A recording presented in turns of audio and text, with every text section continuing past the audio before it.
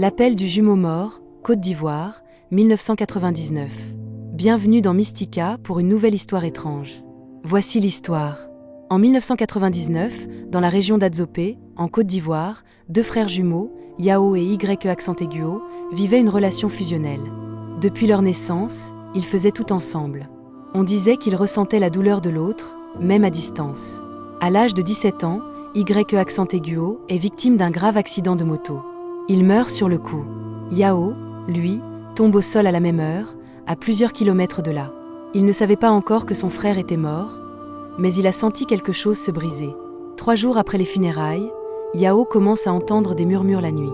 Des phrases répétées, toujours les mêmes mots, chuchotés à son oreille gauche. « Viens, rejoins-moi, c'est plus doux ici. » Au début, il pense que c'est le chagrin.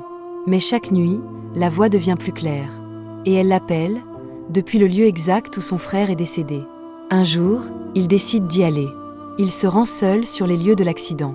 Il s'assoit, ferme les yeux, et dit simplement « Y accent aigu O, je suis là, je t'entends. » Pendant plusieurs minutes, il ne se passe rien.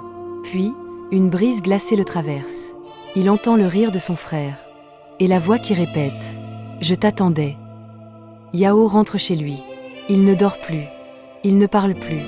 Il ne mange presque plus. Et à chaque coucher de soleil, il disparaît quelques minutes. Sa mère le retrouve souvent assis, seul, au même endroit, les yeux vides. Un soir, il quitte la maison, sans prévenir. On ne le reverra plus jamais. Certains disent qu'il s'est donné la mort. D'autres pensent qu'il a rejoint l'esprit de son frère. Parce que chez les jumeaux, on dit que l'âme est liée jusqu'au-delà de la mort.